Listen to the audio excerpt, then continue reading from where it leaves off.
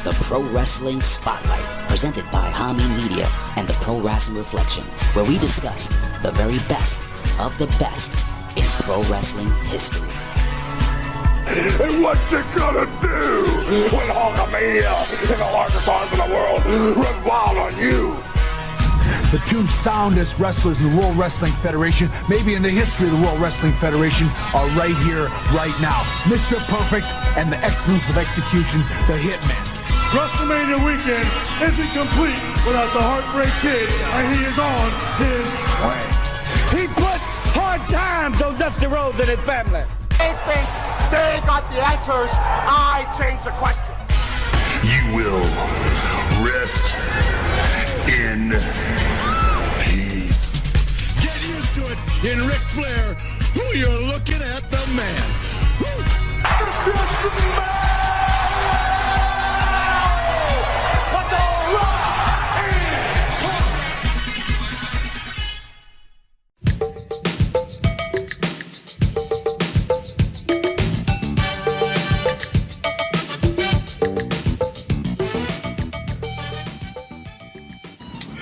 What is going on there, Reflectionites? What is going on there to the Big Vito Whites on the Big Vito brands? What's going on to the Big Vito Whites on the Twitch, on the Podbeams, and of course, shout outs to all the Magnificent Seven, the Elite Eight, the Naughty Nines, and the Terrific Tens on the PWHustle networks at Podbeam.com, all the Reflectionites on the PWHustle networks on the YouTubes. It is I, your studly one. It is I, your magnanimous one. But most importantly, it is I, your glorious one. The only objective man in the IWC-YWC. The only objective man in political punditry. The only objective man on this Podbeam. The only objective man on all podcast platforms. That's Sirius, that's iHeart, that's Cloud, that's anything. Anything Republican, anything Democrat, anything independent, I am that man. I'm not Joe Rogan. I am the Professor Chaveva Cruz, welcoming you to the PWR podcast here at the PWHustle networks at Podbeam.com. And yes, we are doing the spotlight here today. And before that, before I tell you who we're going to be talking about, I got to introduce my co-host, my Gorilla Monsoon, my Lord Alfred Hayes, my Bob Mackey, my Ted Cruz, my Chuck Schumer, my John F. Kennedy. I don't know. I'm just going on. I'm just rolling here. Okay, I give you Ted here. Maybe John Kerry. He is the liberal conservative, the conservative liberal, your friend and mine, Mr. Wonderful, the iron stomach one, Mr. Dum Dum Doodles himself, Tommy Wonder. How is it going, my friend? The flag is going on the sunglasses. The dog days of summer is here, and he is holding up an action figure from the Ultimate Series, Bret the Hitman Hart, for all the people on the YouTubes. What is going on, my friend? Well, since COVID, my house has become a warehouse for a couple Canadian buddies who can't get their stuff across the border because they can't come across the border. But soon that's coming to an end because Trudeau is finally stopped being an asshole and they're going to open the border on the 9th. Wait a minute, you're Breaking Bad with the wrestling figures? You doing an operation? You doing an illegal operation, Breaking Bad style? No. They like places that won't ship to Canada, that kind of thing. So they ship. Oh, okay. And I ship Canadian stuff to them, and they have it over there for me. And so he asked me the other day, because I'm opening all this stuff with this other guy, Sean, and I'm opening all this stuff. I take pictures, so he gets excited, like he gets to have. His collection is insane.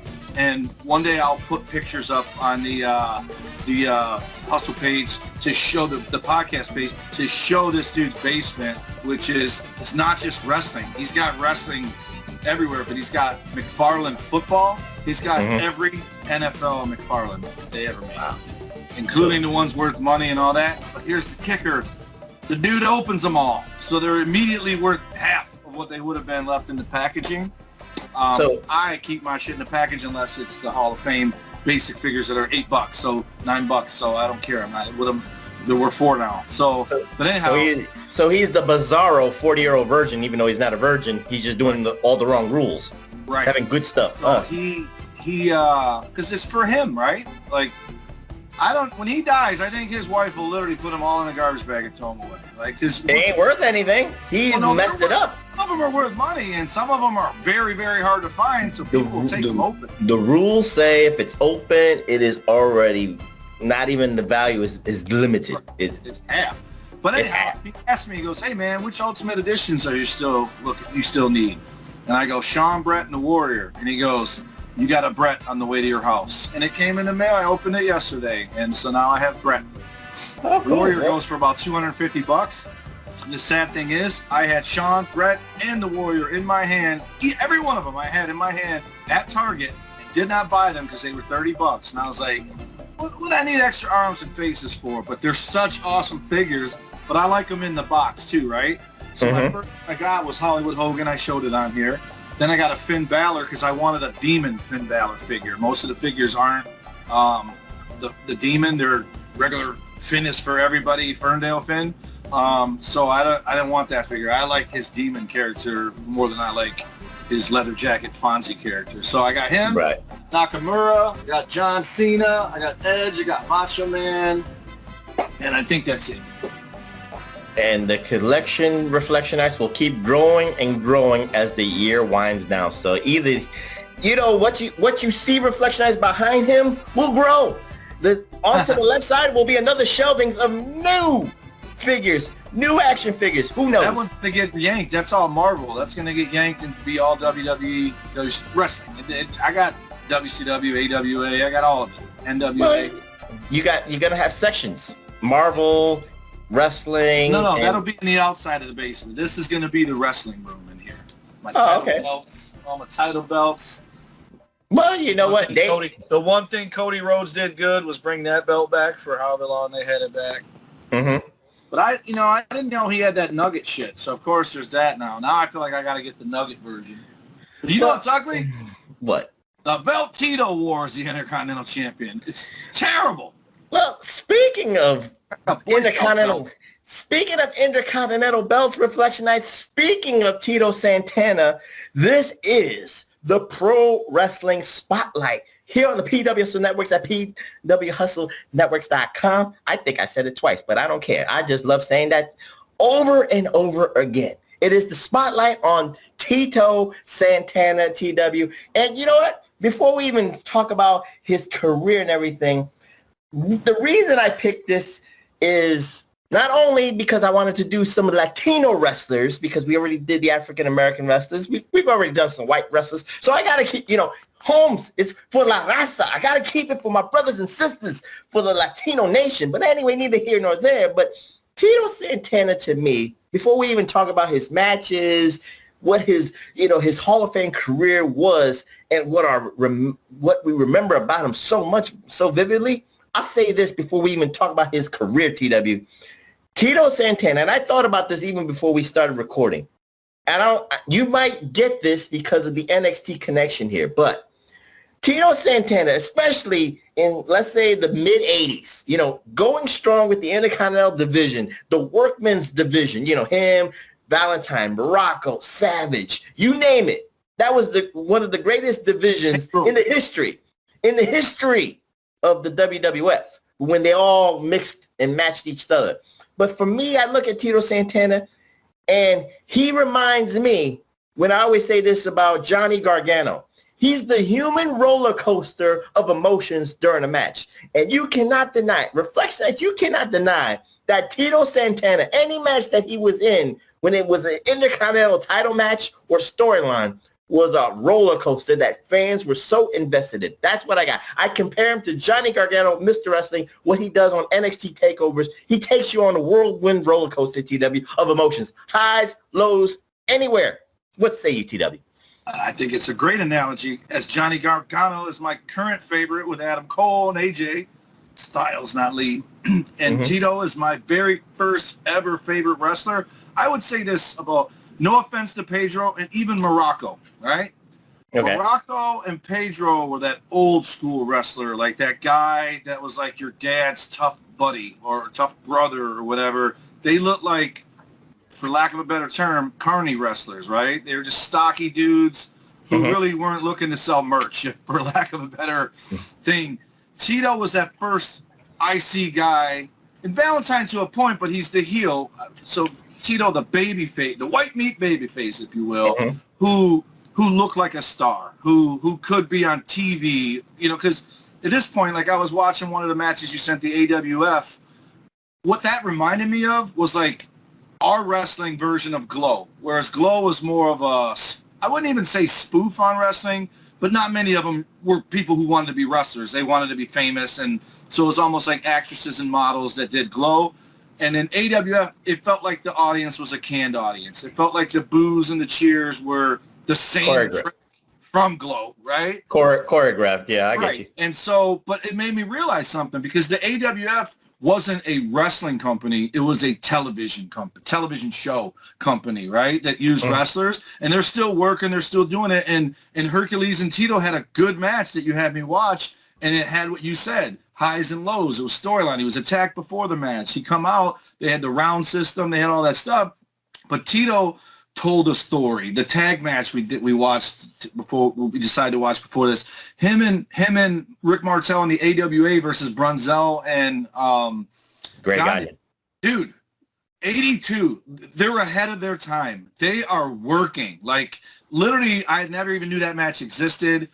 Basically, Tito and Rick Martel, they're tweeners because someone's got to be the heel. So they're the ones kind of wrestling heel, because the crowd is definitely, oh, by the way, Brunzell gave the stiffest drop kick to Tito I've ever seen in my life. Nothing but head, and killed him, right? But it was such a good match, and Rick Martel and Gagne were just running spots that were just like, dude, it's at like the 10-minute mark, when most guys are blown up and just doing headlocks. Wait. I'm just saying, wait. Tranquilo, as our Latino brothers, tranquilo, you're going so much into the matches. We got to talk about Tito himself. I'm giving the example of Tito as a singles guy, and this is post El Matador, which, by the way, El Matador, I was furious when he became El Matador, right? Because I've always had, even though Tito didn't stay my favorite wrestler, Steamboat supplanted him for that, and then inevitably Sting, Warrior, Brett, all those.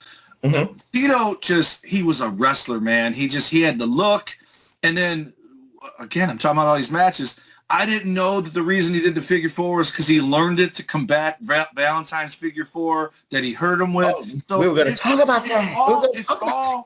It's all so well done. And I would say at the end of the day, and I think you could say this for Gargano too, especially in today's business where everything looks so acrobatic. And not that Gargano's not acrobatic too, but it almost feels real with Gargano. Like you feel his pain. Like he's selling like Ricky Morton and Daniel Bryan early. But Tito, wrestling looked real when Tito was in there. They weren't doing he did that flying burrito, which I'm not sure he likes it being called the flying burrito, but at this point he has to know that's what it's called, right?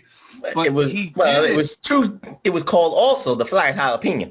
Depends on who said it. I like the burrito better, but he always did it with that momentum where he ducked the clothesline and hit the other rope and then came back, and it was a thing of beauty.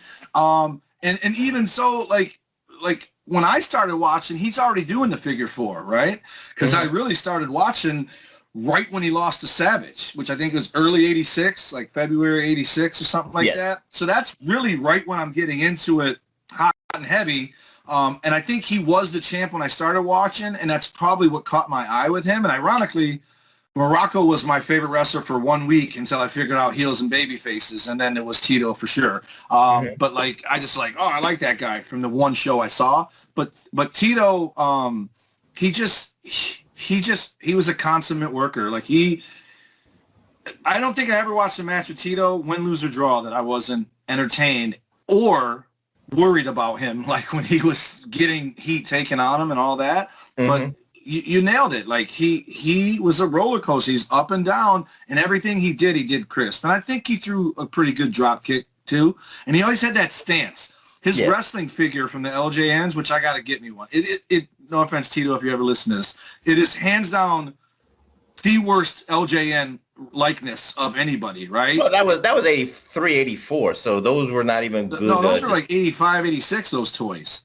Yeah, but those sucked. Even Hogan sucked, those LJNs. Hogan looks like Hogan. Savage, they all look bloated, but Tito's does not look like him at all, right? But they nailed the stance, because every match, Tito's, where he's firing up, where he's got his knees bent a little bit and he's like this with his fists. That's the stance that they made, and it's perfect. It's just the face looks nothing like. I used to say it looked like Elf. Gotcha. So, you know what? Let's get some logistics for this Pro Wrestling Spotlight out of the way for Tito Santana. Born May 10th, 1953, Reflection Nights. So he's a Taurus, just like the Professor. So this is another reason why I picked this Pro Wrestling Spotlight. Say what? Did I say anything? I was drinking my popcorn. Oh, okay. And his real government name, of course, is not Tito Santana, Reflection Nights. His real government name is Merced Solis. Solis. Isn't that Mercedes? Well, it's not Mercedes. It's Merced. Okay. So it was shortened. And he was born in Mission, Texas. But he was always billed in the WWF years from Tocula, Mexico. So, we just want to get those little logistics out of the way, TW. He was trained. What was that? He's on Sean Mooney's podcast, which I think isn't a thing anymore. Tocula, Mexico does not exist. No, because the WWF call it Tocula, Mexico, but I think it's Toluca, right. Mexico. Right. So it's a typo or something, and they just ran with it the rest of the career. Are we sure it's typo, or since I'm so woke, it's racism? It's racist. It's kayfabe, bro. It's kayfabe. They want to copyright a city. Racism is kayfabe. All right, I'm learning new things here in the wrestling world from TW. But anyway, I'm not agreeing that it's racist. But he was trained by the infamous Hiro Matsuda. So TW, when you're trained by Hiro Matsuda, just like Hulk Hogan, you get broken in by getting something broken on. Right. You get smart. You not only get smart enough to the business, but you get tough enough. They don't smarten you up until they think you're going to stick around. Right. So no. What I'm saying is he was not going to stick around unless, I guess, he had to pay his dues in a way of breaking maybe an arm. Hero's going to break his arm or maybe break his leg, just like Hogan's leg got broken. So I'll say that Tito got his arm broken. But, when you work with Hiro Matsuda, TW, you're over. I mean, just the name alone just gives you credit, street cred out the yin yang to work any territory that you can. So, when you have that, of course, he's going to go to the NWA territories in the late 70s, like, Georgia Championship Wrestling. But we're going to highlight one of those matches that you was talking about during the introductions, where he made a little appearance in the American Wrestling Association in the 1980s. Now, let me just say this for, again, logistic purposes. That's a nice one. They got the body. That's not good. No, well, the face sucks. But right. That's what I mean.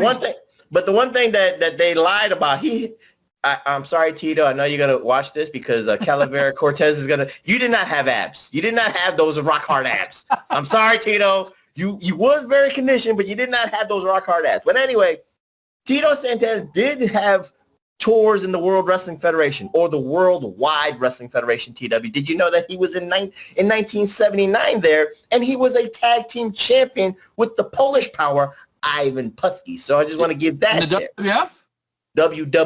WWF. Get it right, TW. Did not know that.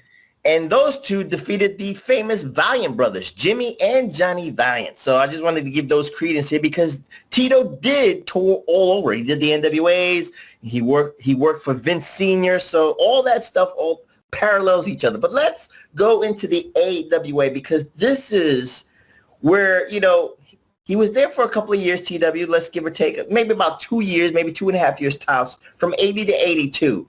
So when you're in the AWA during this point in time, Tito Santana is building up that rep.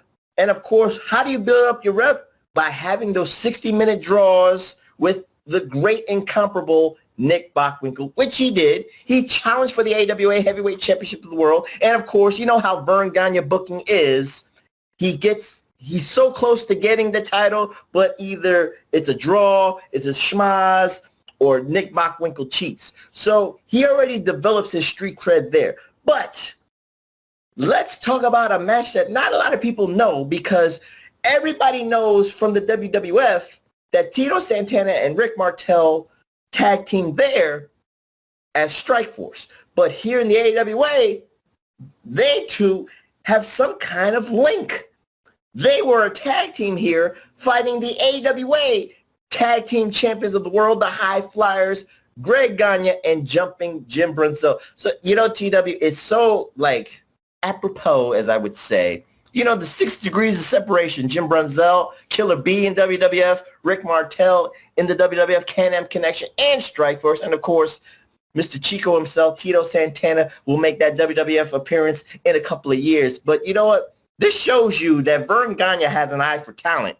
And, when you do the High Flyers against Strikeforce, even though they're not called Strikeforce, at the Minnesota Civic Center, that's a co-main event there behind a Nick Bockwinkel title defense. What say you, TW, about this match? Now you can talk about it's absolutely, not a lot of people know it. At the time, it is not the greatest quality video. It's next month, legit 40 years old. That blew me away. And I'm telling you, even the most spoiled YWC fan, if you can watch that match and you're not impressed with the stuff they're doing, period, let alone in 1982. And the reason I was going on about Martel and Gagne doing those spots is, I don't know how I feel about Gagne. I really haven't seen Greg enough to know that he was that good, because he's that good in this match. Jim Brunzell, I was a huge Killer Bees fan. I found out about him being a high flyer after I already knew who he was as a Killer Bee. So anything like that is always looking back into the crystal ball, not looking forward or current. But the thing is when Martel and Gagne are going at it, everyone knows that Rick Martel is well respected. The AWA World Champion. I believe he was IC champion in WWF, and he was tag team champion with Tito. But when Tito and Brunzell got in there, they ran spots too, right? They went neck and neck. All 4 guys in this match are just, and again, I don't know if it's the quality of video. My memories of Greg Gagne is he was smaller than 1, 2, 3 kid. He was tiny and had no business wrestling in, when I wrestled, because I was so small compared to everybody else back then. Now he's so small, not in stature, but he's so small in character. He's so small in charisma because it makes you smaller skinny. Visually. He's skinny, but he played high school sports or something. He's in good shape. He's just not big. Right. But when I was wrestling, I was a $185 when I started, got up to 210, but I covered my body to look bigger. Luckily, I was 6 feet tall, so I wasn't that much smaller than everybody in there. But at 185, I'm wrestling dudes that are 230 who are considered small, right? Greg Gagne is probably Gargano size in 82 when that's you'll get killed if you weren't Vern's kid. But in this match, he didn't look small. No, he looked a little small. But this to me is before the expansion of what Vince McMahon wanted to do with the larger-than-life personas. Right, for sure. Unfortunately, Greg Gagne had 4 solid, athletic dudes, 4 great workers, but they're, in 2020 Wonder terminology, they're vanilla midgets. Even though Tito is not a vanilla midget, he's probably the tallest out of the 4 here. But you see, now the matches we're going to talk about is a little bit, we'll talk about the range of Tito, but Tito adapts to the situation. Technically, it's supposed to be a scientific match, but you said that they kind of fought a little bit aggressive, more heel. I would say aggressive, not heelish, but that's the way I looked at it. I said tweener.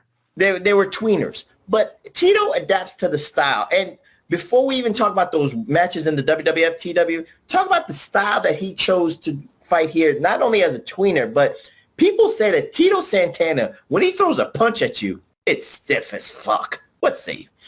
Not only the punches, every match I watch, he's kicking someone in the head, and you're like, damn, was he mad at him?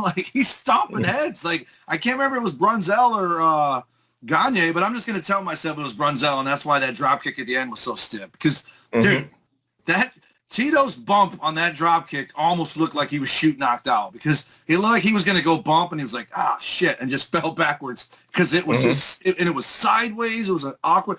By the way, it was an absolutely great finish, because it was still babyface, and Brunzell got tagged in when Tito was giving Gagne the atomic drop, So they did the sneaky, tag. And then as soon as he went down, Tito turned around, took that drop kick. It was an absolutely awesome finish. If I was still going today, especially tag teaming, I would steal that finish. I would take it to lose. I would use it to win. It was such a good finish, and I just thought, this is 40 years ago, and I've never seen this finish ever until this match, right? And I'm sure someone else used it or whatever. And then also Martel. Let me ask you, wait. Let me ask you this. Has somebody used it on TV? I don't know. I've never seen it. I'm just asking. No, you said someone might have used it, but they probably not have used it on TV where you say no one. That's why it would be original. Finish or something. Right. But when I first was in Los Rudos with Rico, I literally, the guy who named us Los Rudos, he made me a VHS tape of, because he knows Rockers are my all-time favorite tag team and the Brainbusters are number 2. It is just a half dozen Rockers Brainbusters matches back when they actually did different matches every night because they enjoyed it. They just went out and put on the damn same match in every town. Which there's something to be said for that. But when you're wrestling 300 nights a week or a year, it's tough to have a different match every night, right? It's stressful. But anyways, I stole so many spots from those matches. One of which is the Brainbusters would go to double suplex Jannetty. Sean would sneak in behind and catch him, set him down, and when the Brainbusters turned around, they did a double super kick. If I did that once, I did it 1,000 times in Los Rudos. Every show, we did it every time. And again, when you're wrestling spot shows, no one's seen us do it before. You just can't keep doing it, right? Because if you do it every time you wrestle, it becomes Dean Ambrose's falling into the second rope and coming back with the clothesline, which was nice the first 2 times, but stop it. But anyways, I digress. Tito and Martel. So Martel, he has Gagne in a headlock, and he runs to the corner like he's going to do the Tornado Bulldog, right? But he did a Tornado headlock takedown. They worked that. This match is 1,000%, and this is why I mean they worked heel. Tito and Martel are just completely working the neck of Greg Gagne and Brunzell when he's in there with these headlocks, and they just keep going back. Martel's throwing Ricky Steamboat-like arm drags throughout this match. Tito's throwing the haymakers and the boots. Brunzell, when he's in there, they work his back. So instead of working his head, they're working Gagne's head. They're working Brunzell's back, which the logic would be if you hurt his back, he can't hit the drop kick, which we know he ended up hitting anyway. Adrenaline kicked in. But it's just such a well-worked match, and it's so good. And to your point, the vanilla midgets, that's a little harsh, but vanilla, like Tito and Martel are almost quiet the whole match. Like they don't really necessarily pop the crowd, but again, they're working the heel role in the fact that, there's back in the day, I can't believe I didn't figure it out sooner, but back in the day, I figured it out at some point. The guy who's winning most of the match, especially a title match, generally loses, right? So, and it's almost the price of business, right? Okay, I'll put you over, but I'm getting 75% of the offense. And that's what they did. And this match is very similar to that. It's most of the match is Tito and Martel are on top, and then they go to the finish. Obviously, there's false comebacks and stuff like that, but it's just like that. And then the other match is like that is the Muraco Tito. Muraco's just killing them the whole match, but then it's a different finish than I thought. Right. So hold on to that thought. So we just wanted to give you a little bit of a synopsis of Tito Santana honing his craft. He worked the territories, and now in 1983, Vincent Kennedy McMahon Jr., who's starting to expand his roster, TW, starting that vision of taking a territorial promotion like World Wrestling Federation, stopping it from being an East Coast promotion. He wants it to be a nationwide promotion. He did the talent raids. He plucked from Georgia Championship Wrestling, and of course he plucked from the American Wrestling Association. And guess who was one of his top picks? It was Hogan, and it was Tito. It was very important for Vince McMahon to pluck at least Hogan, Tito, Dr. D, Heenan, and Gene Okerlund. This was his vision. So these 5 people, let's just say, were very important for the expansion of World Wrestling Federation, TW, not only for Tito Santana, because, again, Vince McMahon had a vision of nationwide. So he's thinking, if I go down to Texas, I do the Mexico connection, I have a Latin superstar, and, of course, World Wrestling Federation always does those house shows at Madison Square Garden. Yes, there's Puerto Rican. It's a Puerto Rican heavy area for Pedro Morales. But, of course, there's a Mexican contingency there, TW. There's a Latin influence in New York City. So it behooves Vince McMahon to pluck Tito Santana from Minnesota and bring him to New York. So 1983, he comes back to the World Wrestling Federation. And this is, I think, as you said, TW, he's quiet. During these years from 1983 to 1993, we'll talk about some matches, but I think there's a maturation of Tito Santana, not only because I think the style of his matches, he let his matches do his talking, but I think as the years went on, you saw the aggression, you saw the passion in his interviews. He adapted. What say you, TW, about that? Absolutely, and that was the thing. It was more of a sport before 84. Mm-hmm. Once Hulkamania is born, it's off and running, because we all know Hogan's mouth is what got people in the seats, and his look, his size. Like, he was a freaking superhero in real life, and you know, Tito's no slouch. It's funny because I know I'm skipping around and talking about different stuff and times, but in the Strikeforce match versus the Hurt Foundation, I remember as a kid thinking everyone was doomed when Neidhart tagged in, right? Like, he's just this big, massive dude, and everyone's going. Tito is hands down the biggest guy in that match. And when he's going toe-to-toe with Neidhart, I'm watching going, Neidhart wouldn't stand a chance. Like, if they fought in a bar, no matter how Tank Abbott he's built, Tito would have mopped him up in a bar because he's that much bigger than him. And so he just isn't balding with a handlebar mustache, but he's, and 24-inch pythons, but he's in good shape. He's not that far off from Hogan, I don't think. He's not 6'9", but he ain't 5'9" either. So as we said here on past episodes, Hogan was picked to be the face of WWF for the marketing and the strategies. But I think Tito was a very, I don't want to call it underrated pickup, but a necessity of a pickup because of what the division he would at least control from 1983 to 1987, even though he lost it in 86. The Intercontinental Heavyweight Championship division. Tito, Greg Valentine, Don Muraco, Pedro Morales, Macho Man Randy Savage, pluck in even Dr. Dean David Schultz, Mr. Wonderful Paul Orndorff. Anybody is a Hall of Famer, and it is in this division. It opened the door for Rick Rude and Mr. Perfect and Bret Hart, Shawn Michaels. It's like they were the next wave of that. And again, no offense to Muraco and Pedro, but I don't put them in there. I think Tito was the one that made, stability. He put stability on the. Well, he just made it the best match on the card. You know what I mean? Like Pedro and Muraco. Like Muraco was. With that being said, wait. With that being said, let's talk about one of the matches that I wanted you to watch. It was from, what was the year? It was 1984 or 85. 84.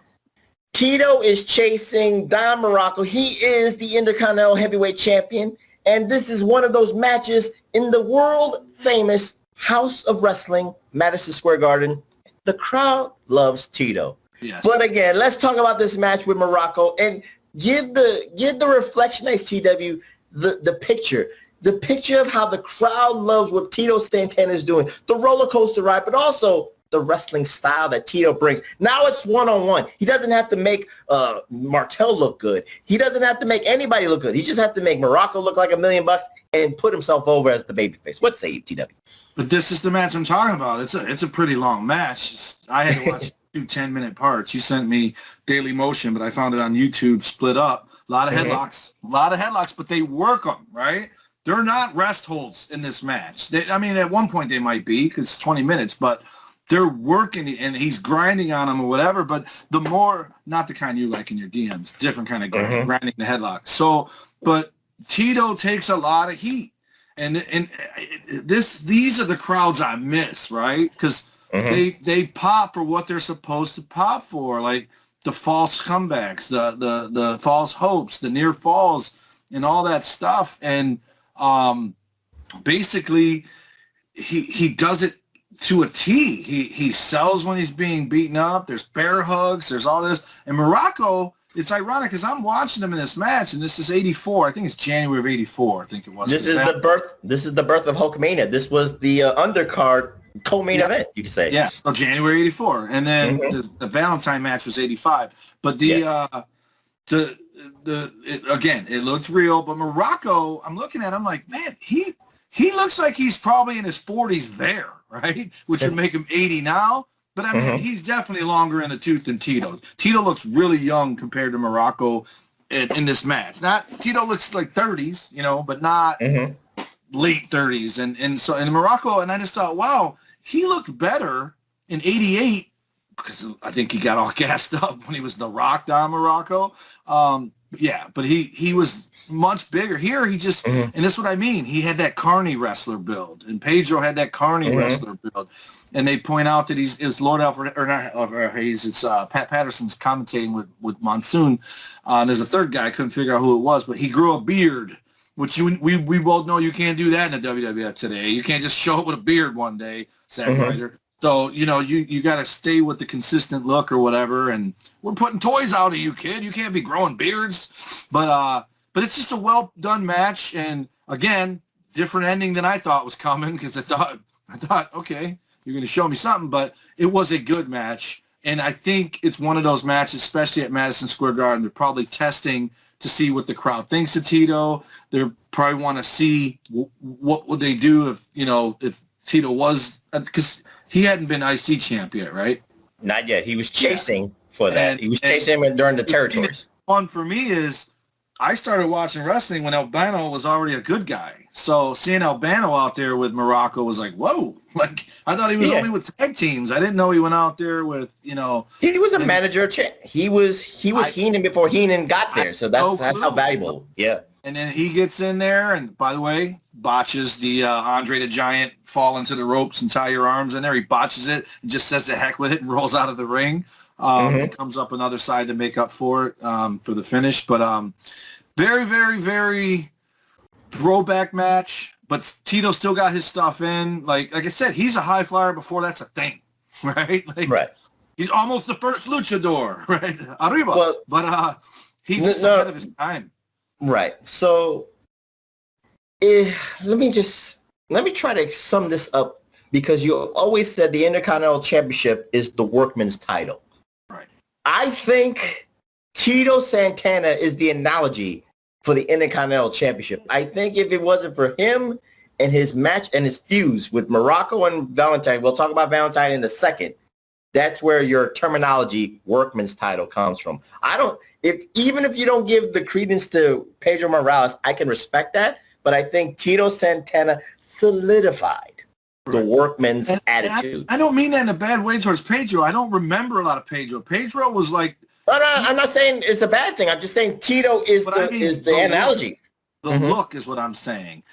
No offense, Pedro. You were marketable to the Puerto Rican community. Tito was marketable to everybody. Does that make sense? Yeah. I can give you that. It didn't matter that he was from a fake town called Tacula, Mexico. Tito had it. And then he got better with talking all the way around. But again, he came in, you just said it, he was 1979 tag champ with Ivan Putski. Putski was ahead of his time, too, with the talking and the showmanship and all that kind of stuff, which not really ahead of his time because Gorgeous George did that stuff. But you know what I mean. Like, now everybody does. Putski was one of the few that could do it back in the day. But Tito was, people cheer for you because you won. Like, we don't cheer for the Patriots in America because they talk the best talk. We cheer for them because they're winners. People cheer for the Yankees because they're winners. People cheer for the Niners because they were winners. And they didn't have to talk shit. They just showed up and did shit, right? And Tito started in that era. But he, like I said, when you were talking, he adapted. He became, and again, I was mad as hell about El Matador. But in hindsight, I'm not mad anymore because they did that because they wanted to make more for him, right? You know what I mean? It was a test, and they ended up going with Brett. But if they didn't go with Brett, Tito was going to be the Brett if they went the other way. But the damn Mexico ruined everything. No, I'll explain that. You know, there's a story about that too. But anyway, 1985 rolls around, TW. He wins the title. He beats Muraco. I think the bad part about Tito's wins when he won the Intercontinental Championships, they were house shows. And they were like taped and you only saw like the last 30 seconds of it. It's a great memory.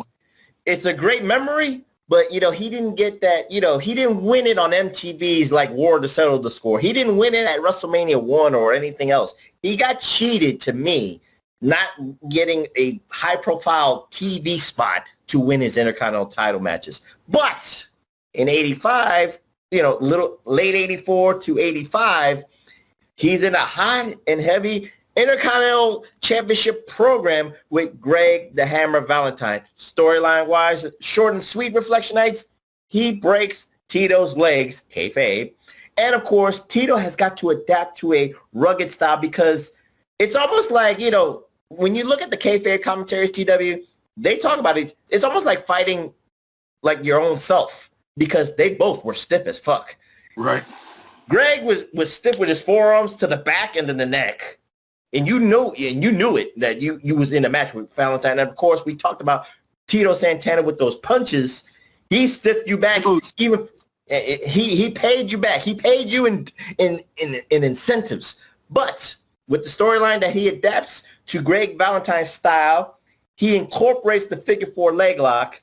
And let's talk about the match in 85 where he's chasing Valentine before WrestleMania 1. So he was trying to get the title before that. What say you with the match here from Madison Square Garden in January of 1985?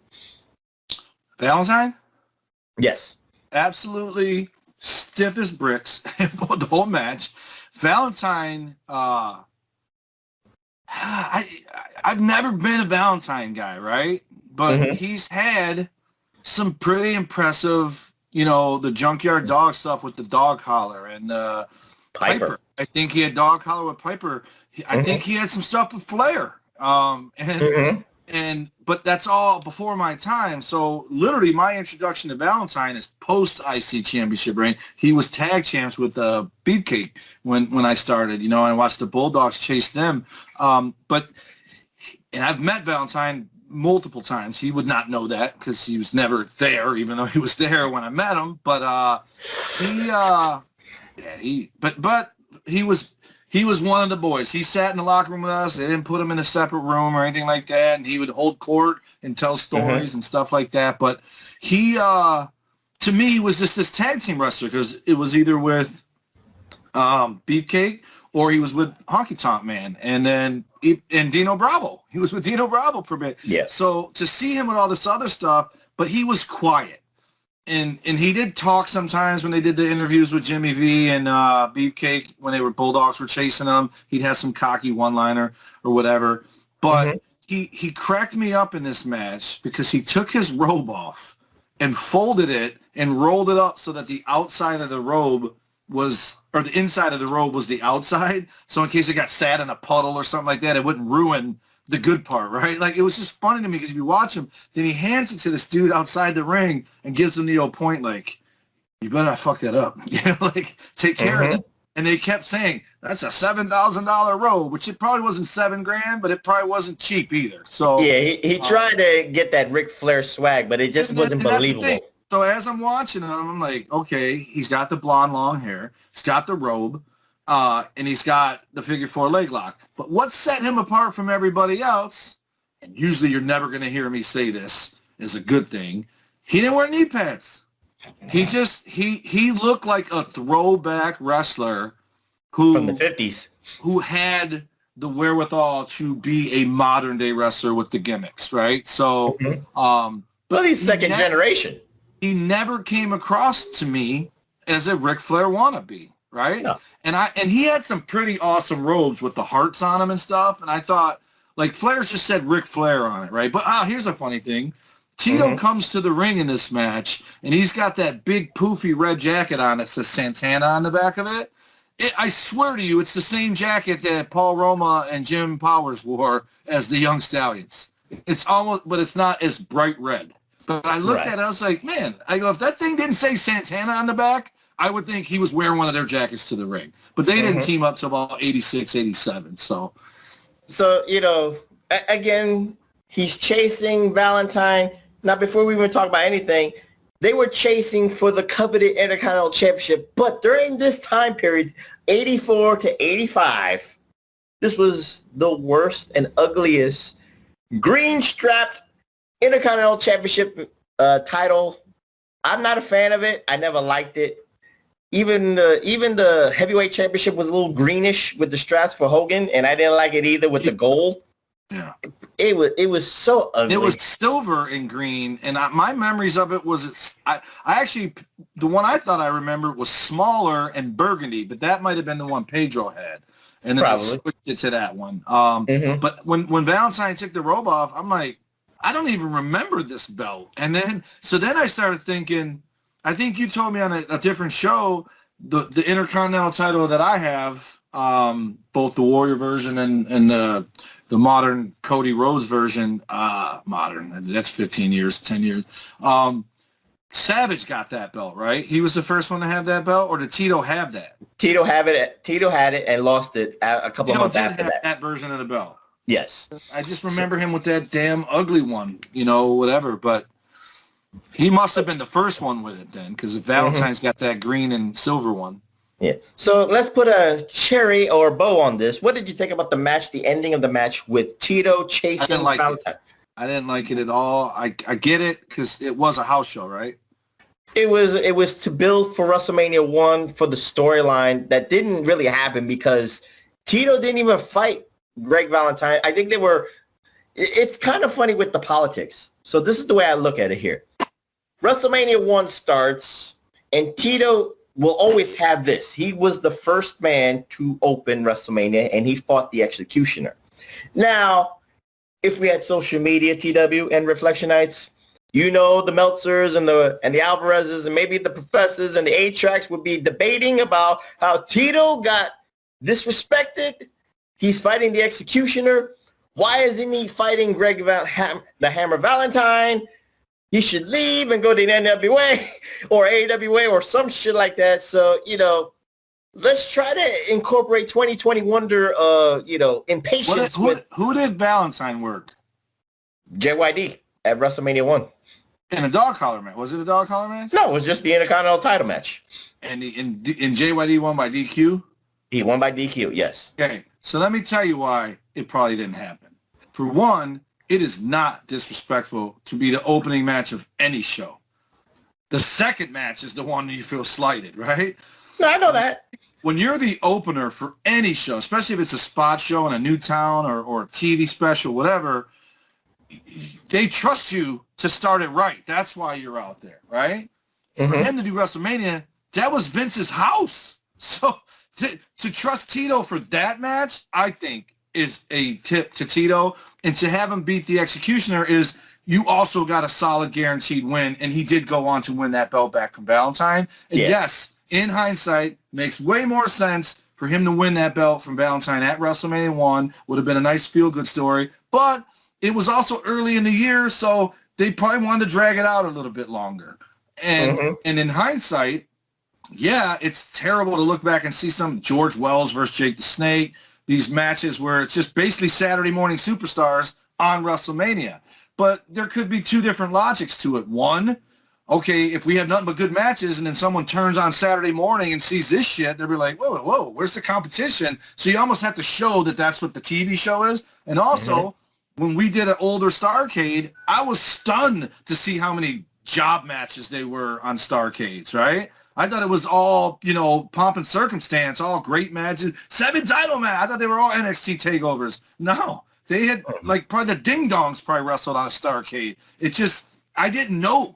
I just would have assumed. But also, to be fair, back in 1985, I didn't know there were job guys. I really thought the Executioner had a shot at beating Tito. So when Tito fought the Executioner, which is also a scary gimmick, as a kid, there was a million Executioners. I'd go to Cobo Hall with the Sheik and all that, and I'd see the Executioner. I was more scared of him than anybody else because the dude wore a mask, and I thought, Executioner means he kills people, so I don't want nothing to do with that guy. So the kayfabe was still around back then. Yes, in today's day and age, the 2020 Wonders, it would look like an insult, but I'm telling you, and I can't speak for Tito, I would assume he would have been proud to be the very first match in the history of WrestleMania, especially now that what it's become. He's the guy that opened the very first ever WrestleMania, and that's a pretty big pat on the back. And if things would have worked out, he would have been world champion. He would have been the second Triple Crown champion after Pedro, because he was IC and tag team champion, and all he was missing was the world title. So I don't think it was a slight to him at all. Again, I'm just looking at it from the IWC, YWC, you know, the perfect fans. They know everything. They know how to book and all that stuff. And there is a little bit of a, I can half agree that Tito, again, he would win against Valentine in the summer of 85 in a cage, but no one saw it because on Superstars on Saturdays, you saw the actors in the seats from January till summer when he did it. So, and I'll bet you there were people that came from out of town who weren't just in that. You know what I mean? Like, it was probably a bigger deal than we realize now in hindsight. Like you said, no one saw it, but I'll bet you people knew about it. But again, for Reflection Nights, the business was different. And it was important to put asses in seats. So they bought a ticket to see history. And maybe that's what WWE needs now, because while they're on the road now for 2020 Wonder, do a title change. They should do a title change at a house show to drum up interest, because that will get fans back, because you never know what's going to happen at a house show, quote unquote. Mr. McMahon, the Ultimate Reflection Night, can learn from TW and myself. So while, again, we can debate about the WrestleMania 1 flub, but he was the first man, and the first victory is Tito Santana, and you cannot take that away. Nope. So he held, you know, again, he is the pillar of the Intercontinental division, but of course in 1986, he loses it to Macho Man Randy Savage. So again, the wins are changing, because during this time, like 85 and 86, TW, of course, Rockin' Wrestling, you was talking about that. Tito, I don't want to say Tito fell by the wayside because of the charismatic nature of Hogan and the charismatic nature of Macho Man Randy Savage, but they were just there, and you knew that presence was there. Tito was the fiery man from Tacula, Mexico. He does his talking in the ring, he does his punches in the ring and all that stuff, and he's always got the trademark Ariba. And of course, when you hear Ariba, you're getting ready for the match. But I felt that they kind of not put him to the side, because of course he could always have that, you know, that match that you can trust. Just like you said, he's a worker. You can put good hand. He's a good hand, and you can put him anywhere on the card. But the wins did change when Macho Man took that title from him at the Boston Garden. What say you, TW, or do you have a different take? So just the wins that change are color, right? Hogan he wasn't always red and yellow. He wore different colors, but he was flamboyant, but not flamboyant, if that makes any sense. Macho Man, flat out flamboyant. Heart Foundation go from wearing black tights or powder blue to just strictly hot pink, right? Everyone's peacocking, basically. And then the Warrior's not far behind. And even Tito's old tag team partner, Ricky Steamboat, is now Ricky the Dragon Steamboat, not just wearing briefs and boots. He's got the pants and comes out with the gi or whatever the hell the karate robe is called. He's got all that stuff. So everyone's getting a gimmick but him. So again, to go back to this El Matador, maybe if he gets the El Matador gimmick earlier, it's more successful than it is by the time he does get it, which is like 90, I think, or 91. 91. Maybe he gets that sucker in 87, 88, but he was on the cartoon. Tito was on that cartoon, and I was always pumped to see when Tito was on there. Wasn't really him, but you know what I mean. The character was him. Yes. But I don't think I absolutely understand what you're saying, and also, you know, to be fair to Tito, once Macho Man won that belt, now you got Rick Rude, you got Mr. Perfect, you got Brett as a singles guy. Sean's not far away from being a singles guy. So, like I said, you have a whole new class of guys going for that belt. And Tito, I would say he's a transition from the Pedro era to the Macho Man era more than he's part of Pedro's era. But it's just, you know, just a lot of freaking talent came there at the same time. And I don't think he was ever an afterthought. He still won matches. He was still on Saturday morning. I was still buying his merch. I got his toy. There was no way I wasn't getting a Tito toy. And he was still chasing Macho Man Randy Savage during that whole... He teamed wasn't it with the Bulldogs against the Danny Davis and the Hart Foundation? Yes, that was WrestleMania 3. He was always put somewhere, high profile, and then his rebirth was Strikeforce when Tom Zink took his ball and went home, and now, hey, let's put Tito and Martel together, and they, I'm sure you're getting to that match, but that match is actually far more impressive, like, not necessarily is the match itself was with Brunzell and Gagne, but Tito and Martel versus the Hart Foundation, the finish is what blew me away. Like, Jesse Ventura's all over him in the match, whatever, but they were over. And the hard part is, think about it in hindsight, Tito replacing Martel with Zink would have been a lateral move. But Tito's an older dude replacing the young pretty boy to team with another older dude, it could have failed miserably. But the place goes bananas for them every time, and I would like to believe it's Tito. It ain't Rick Martel, it's Tito. And, that's a great... to be an awesome heel, but Tito... It's a great debate. Tito was always consistently over with the fans. There was never a boring chant. Right. And I want to ask you a question. I know we're not done yet, but in my brain, Tito's he's a steamboat. He was never a heel. He was always a babyface. Always. Never changed. I'm certain when he started out, someone booked him as a heel a couple times in some podunk town. His first name in the wrestling business was not Tito Santana. It was actually Richard Blood. So I guess the name Richard Blood... Ricky Steamboat's name. No, that was his name. It was Tito's name first. Steamboat was Richard Blood. Nope, it was Tito. He was the one who was called Richard Blood. Oh. And I think because of his look, they wanted him to be the Cherokee Native American Indian to name Richard Blood. So he has that look. But of course, for any Latino, there is a connection with Native American tribes, Puerto Ricans, Mexicans, Southern Southern natives. Yeah, the hemisphere is there. The borders are man-made. The land is similar. We all got some kind of tribal connection for the Hispanic nation, but to put a cherry on top with, after Savage. Ricky Steamboat's real name is Richard Blood. No, I'm talking about Tito Santana's wrestling name when he get into the business. I don't know. It was Richard Blood. Trust the professor. I didn't say what Ricky Steamboat's real name is. I just said what... real damn name. Did you tell me Tito stole his real name and used it as a gimmick? Probably did. He said, Rick, hey, what's your last name? Blood. Let me, and a promoter said, you know what? Oh, you're not lying. Yes, I told you. It's mind-blowing to me. And then Tokula is what they wrote on here, not Tokula.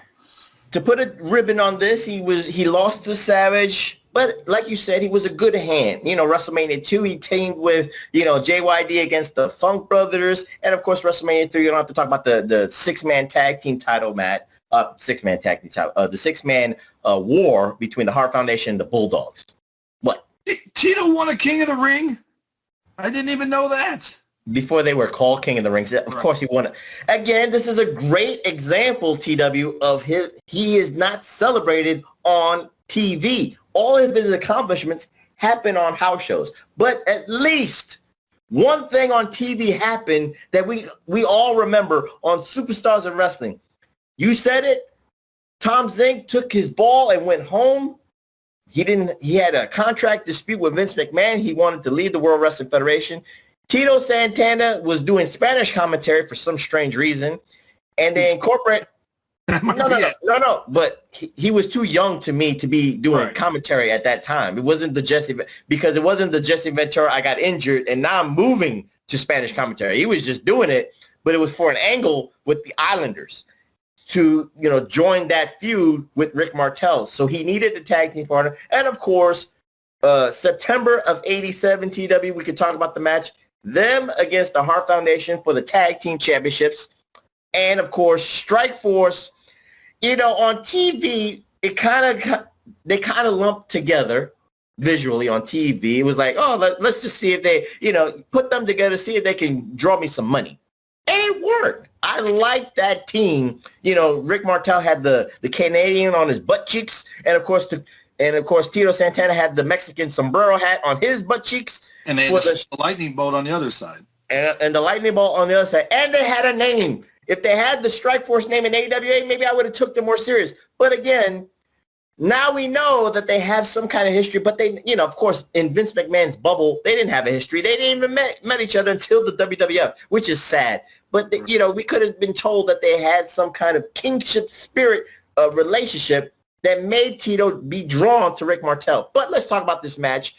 Of course, one of the greatest tag teams ever in the history of professional wrestling. They're on the top 10s of anybody's, the Hart Foundation.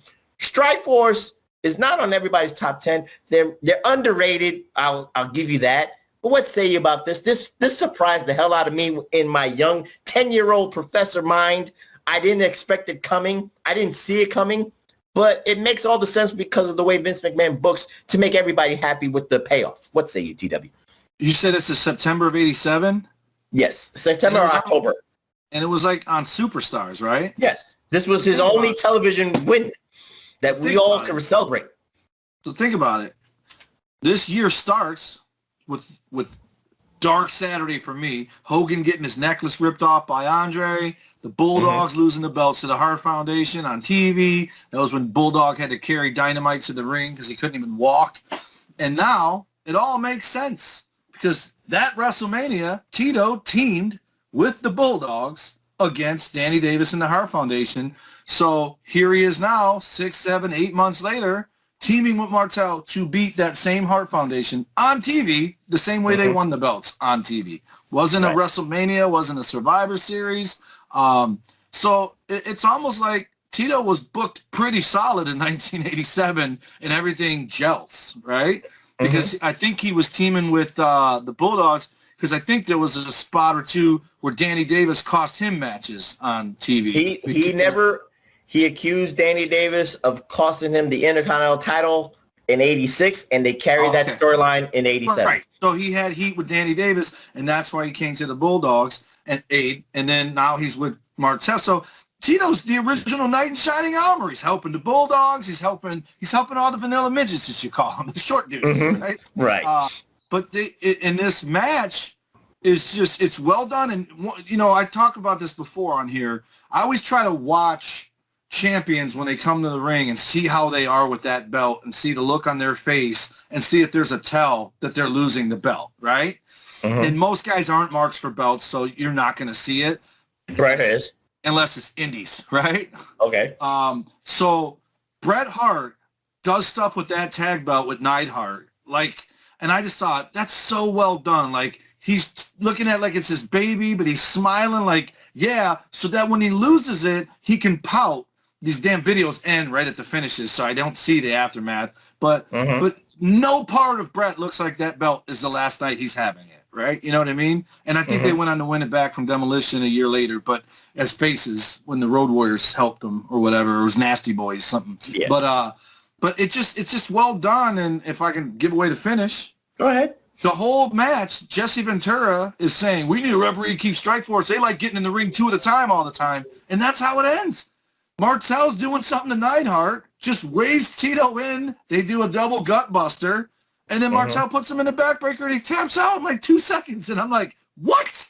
I'm like, why do I not remember this? And it was a solid win. A very solid win for Strikeforce. Rick Martel with the Boston Crab win.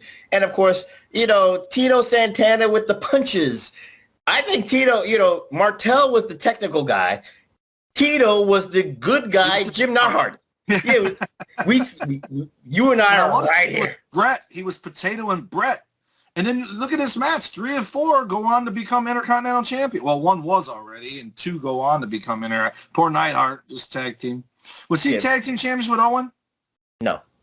So Owen won it with Bulldog and Yoko, but not with Neidhart. But, okay. Yeah, so it was one of the – at least Tito got a TV win. Everybody could remember it at least on Superstars of Wrestling. Right. So out of all that, I actually applaud that he got that win. It wasn't a Saturday night's main event. Maybe it could have been bigger. It wasn't a WrestleMania, but that's nitpicking. Shocker because it was on TV. No one ever lost their belt that way, with the exception of the Bulldogs who had to because the dude couldn't walk.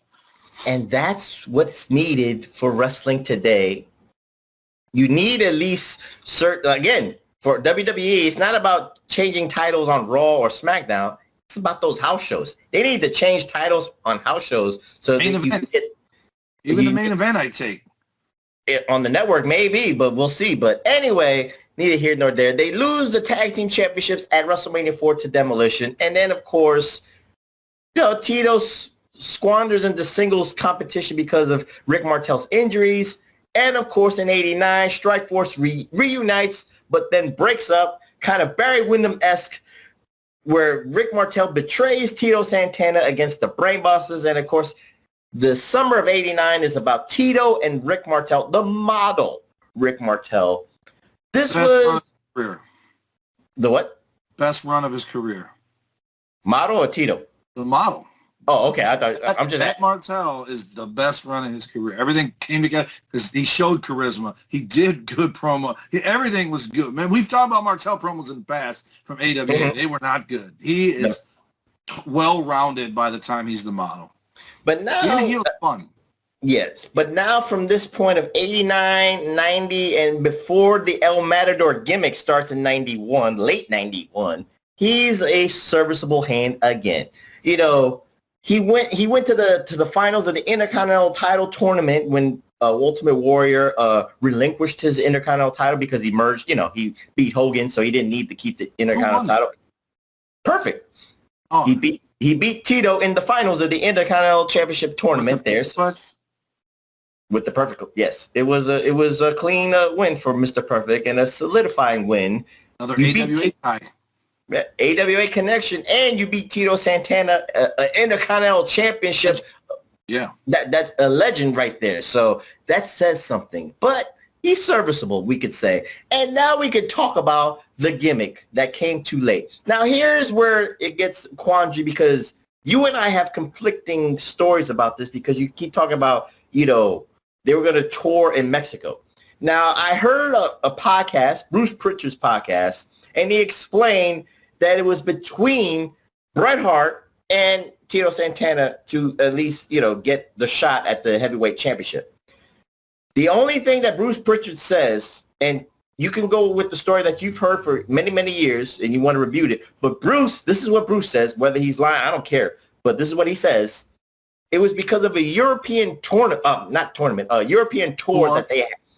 A European tour, Bruce and Vince gauged those fans and saw the pop that Bret Hart got being in the singles run that gave Bret the green light to win at Saskatoon.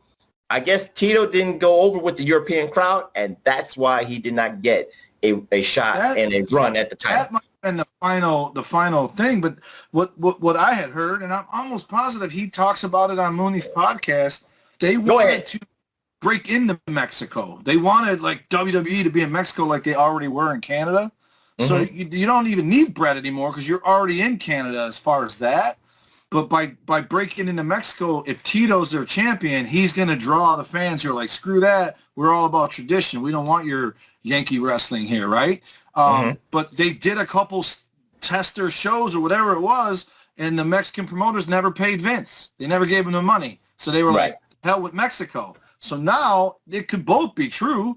They just squashed the plans for Mexico, but I'm pretty sure at some point, I don't know, I'm sure Austin shattered every record ever, but Bret Hart, they said at one time, was hands down the most popular wrestler in the world. Like, he got Wayne Gretzky-like greetings in Canada when he got off a plane, but also got them. They showed him in India on TV. People came to the airports when Bret Hart landed like he was the Beatles here, right? And that was everywhere, no matter where they went. So I'm sure there's some truth to Bruce saying they saw the European response to Bret versus Tito, and they were like, okay, this is just undeniable. And once they remember they called him the fighting champion, the world champion, because he defended it everywhere.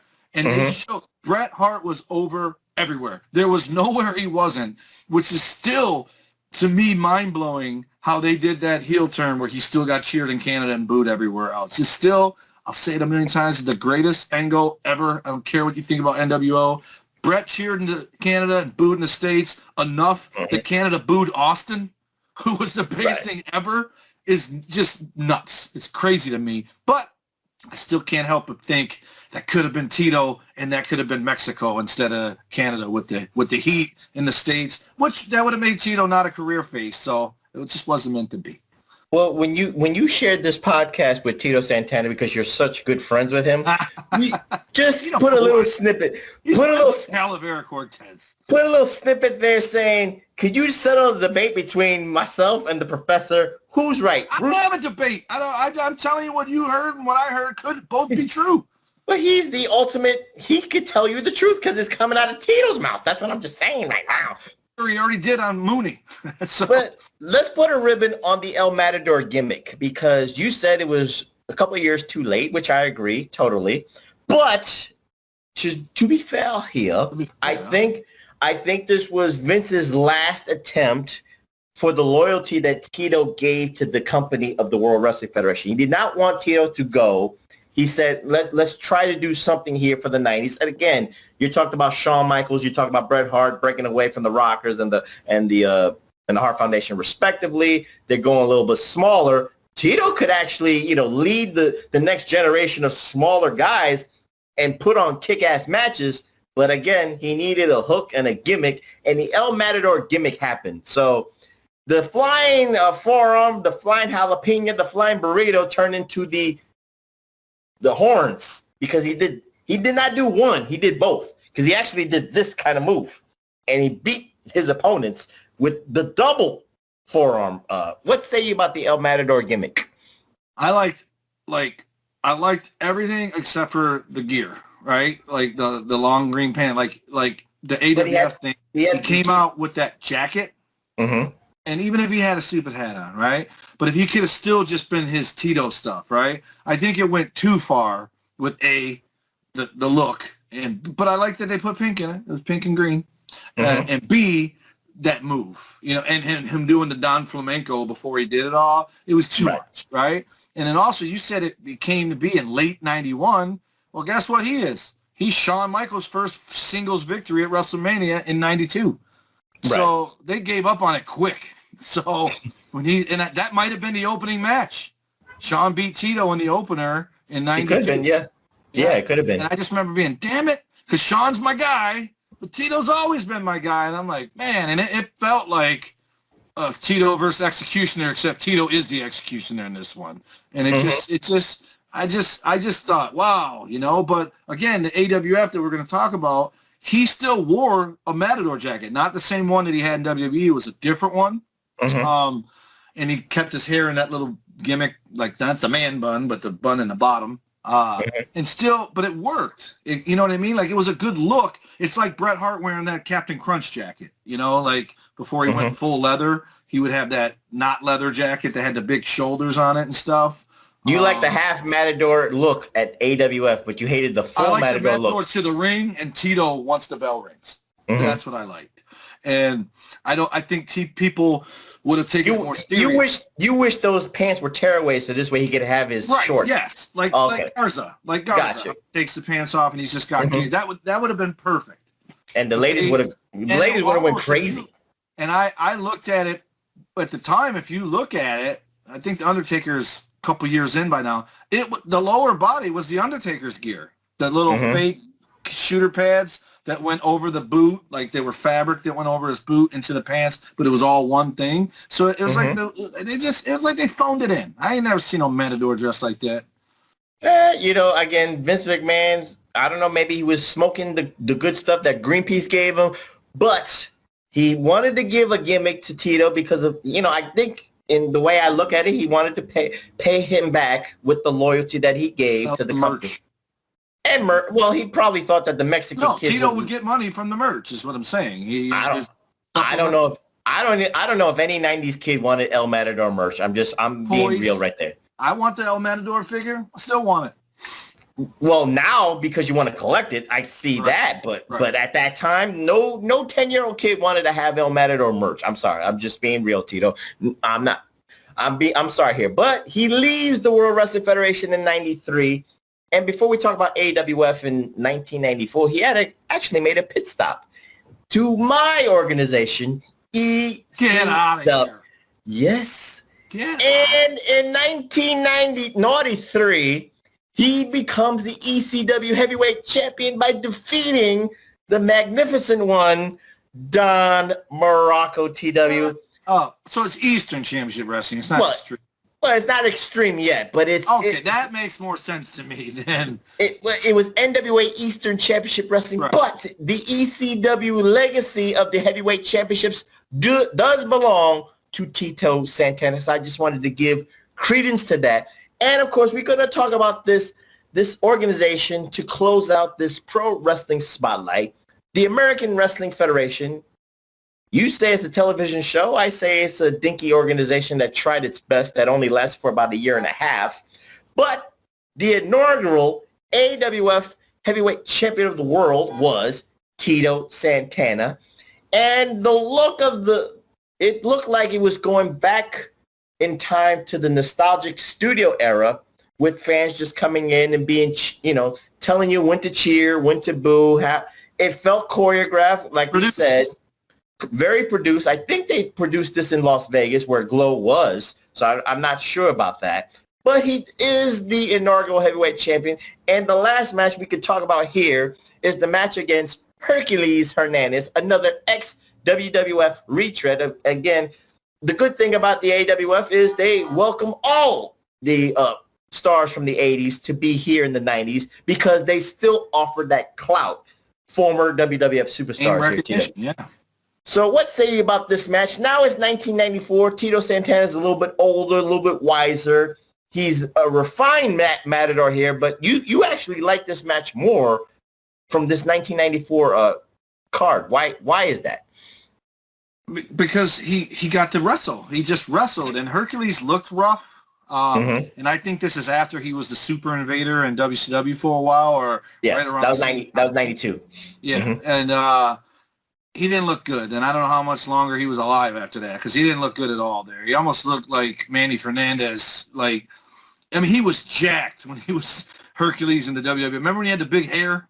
And I think he did the full Nelson was his finish at first when he wore the weird...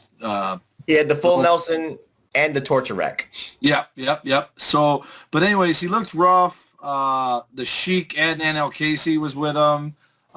They tried doing the rounds thing, and I liked it. Hercules sold it well. He did the power bomb, and then the bell rang, and he looked around like, what? Like they did everything to sell either one of these guys could win. Like if Hercules loses, it's because he didn't know how to adjust to the rounds. If Tito loses, it's because Hercules attacked him in the back before he even came out, and he came out limping. And then I want to say Adnan got involved somehow, but the one thing that stood out to me, I don't know if you noticed, the ring looked short. It looked like a big enough ring, but the distance from the canvas to the top rope felt like it was at least one rope shorter than the WWE rings. It looked like a gym ring. It looked like a gym ring. Right. Just three tiny ropes that were closer together than in the WWE ring. I told you this before, was 20 by 20. Most indies are 16 by 16. I wrestled in an 18 by 18 for Les Thatcher in Kentucky. And, dude, it's an extra stride running the ropes. So it changes timing. It changes everything. So when I watched that match in that ring, and Tito, again, he hits the flying burrito, but he ducks a clothesline and gets the momentum going off these ropes. And I want to say it was this match. It was a couple times he went into the ropes and like he had to go low, and it looked like he wasn't coming back up. Like it's just that ring just looked really, really weird to me. So, but they did everything. They sold everything. They did a lot where it's going to look like, because he put him in the backbreaker too, but then powerbombed him. Tito carried the match. Absolutely, Tito carried the match. That's without question. No offense, Hercules, God rest your soul. Billy Jack Haynes carried the match. So every match he did, someone carried it. You know, Power and Glory, Paul Roma carried the match, you know. But Hercules still was good. I mean, he was, I don't think he was tag champ with Paul Roma, right? Never did. Power and Glory never won the tag belts? No. Oh, wow. So he never had a belt. Not in the WWF, or maybe NWA, maybe one of those regional state titles, I guess. Yeah, no kidding. But what confused me was it said round one, and I thought it's... Remember, AWF was the rounds. They had the... Right, I figured it out mid-match, but it said round one, and they said the tournament has begun. So I'm like, Tito versus Hercules is round 1? I'm like, that's like the semis or at least quarterfinals, not opening match, right? Mm-hmm. So Tito winning, I didn't know he won the title until you said it. But again, I talked to you before we started recording. Tito was my very first legit favorite wrestler. And then I discovered the UWF in 87. And I told you the first time I saw Terry Taylor, I'm like, what the... This is like a white dude version of Tito. He did the same move, the figure 4. He did the flying burrito. He wore glasses outside the ring, had the same hairdo, but it was blonde. He's doing color commentating for the Tito match. And I thought, Professor did this for me. There's no doubt in my mind. He gave me Tito and Terry Taylor in the same place. You always say that commentator. You always say that I do the rib on you because I give you long matches. No. You wonder, not a rib. No. But when I give you long matches or long things, it's a rib.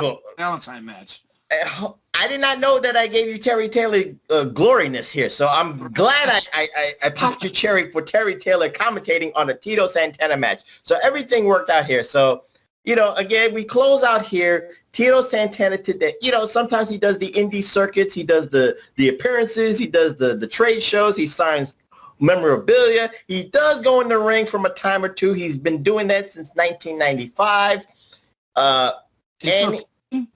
What?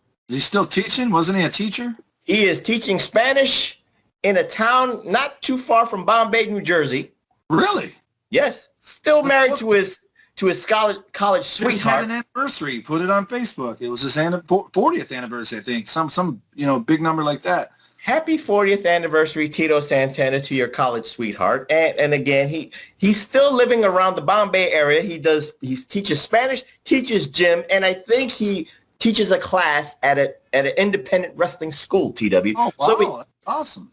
So we close out. I'm going to give you a little 30-second synopsis of Tito Santana's career. Arriba. What say you? That did not take 30 seconds. I just want to say Arriba.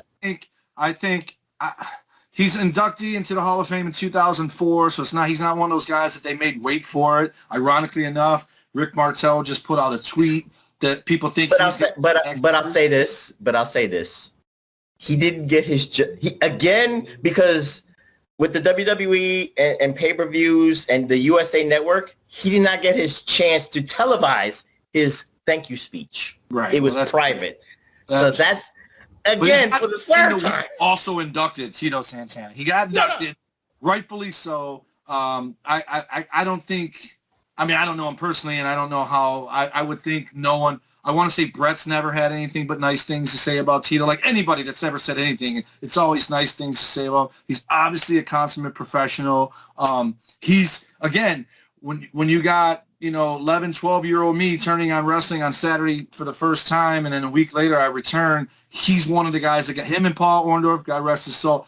Those are guys that got me to come back, right? Like Hogan might have made me turn the TV on, but Tito Santana made me keep turning it on and coming back every week. And I always pulled for Tito. I wish the El Matador thing would have been bigger, but again, I think it's probably a couple years too late because by now, he's a little older, and there's so many other guys that have come there for that very well-respected IC title division that I think he started. I mean, God, he probably kicked my ass for not saying Pedro started it, but I got no ill will towards Pedro. I just mean Tito Santana looked like a star, and I think since him, Tito took it to another level. Elevated it. He elevated it. That's all you can say. And everybody from that point on, whoever got called a great Intercontinental Champion or that belt makes you and all that, has Tito to thank for it because him and Valentine, him and Muraco, him and Savage, like who doesn't remember the finish to that? Tito went to suplex him in the ring. He swung at him and missed. Tito picks him up to belly to back suplex and he punches him with the roll of coins or whatever it was, falls on him, gets the pin. I remember seeing that. They broke in. It wasn't on TV. It was a Boston Garden house show, I think. And they broke in to say there was a title change last night in Boston or whatever. And I just remember being bummed out, like, no, not Tito. And I don't remember if he really got a run as a rematch like he did with Valentine before winning it back because Savage Steamboat started right after that. So leading up to 87's WrestleMania. So, right. And I think that was February. I'm sure he got rematches, but Savage had that belt and defended against other people. But he just, to me, Tito, if he can never get enough credit. He deserves way more than he's got, but he deserves everything he has got. So if Tito Santana Reflection is not in your top 5s is greatest Intercontinental Champions of all time, you are not a wrestling fan. And with that being said, we close this Pro Wrestling Spotlight here on the PWHustle Networks at What did I say? PWHustle Networks at Podbean.com. And of course, the Big Vito brand. Shout outs to the Big Vito brand on the Twitch. Shout outs to the PWHustle Networks on the YouTubes for promoting us too. So TW, give out those socials because we're going to be taking a week of break and we'll come back in 2 weeks with another stellar edition of the PWR podcast. We're going to take a little mini vacation. Give out those socials. Since you threw that on me, 2 weeks from now I can't do it. So I was going to say that. I'm going to go to a concert to see Hinder. But anyways. Then 3 weeks.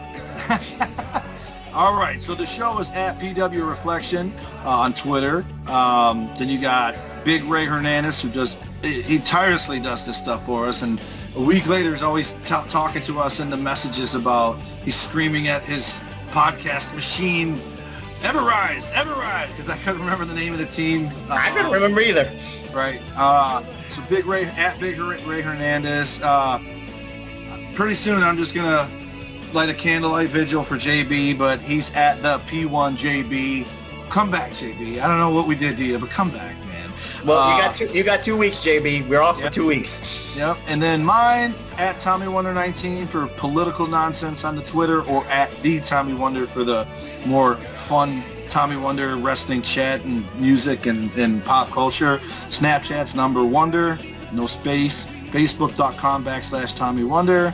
Dum Dum Duo and an Idiot on the YouTube. They're in Vegas right now, so we're going to make a bunch of videos when we finally start making them. And then, of course, BigVitoBrand.wixsite.com and Patreon.com/TheBigVitoBrand. And I got to say, for those two, him and his wife, yesterday I went on the Twitter just so I could like yours in our PWHustle and retweet it and do all that. And they made separate, the two of them made separate post on Twitter to say that our show was live, so I really appreciate that from them. So I just want to say thank you.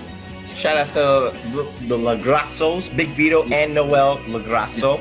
And you can find me on my Twitter at PWHustle that's PWHustle Prof. And of course, shout outs to my brothers in arms, Billy Ray Valentine at OB1 You Know Me, and of course the King of the Reactions, 8-Track Dastly at 8-Track Brown at 8-Track Dastly. We are going on a 2-week hiatus because we need to recharge the batteries, and we'll be back in 3 weeks with another stellar edition of the PWR podcast here at the PWHustle Networks at Podbean.com. And with that, I'm the Professor. That's Mr. Wonderful Tommy Wonder saying good night, and we'll see you in 3 weeks. Reflectionites. Arriba! Arriba!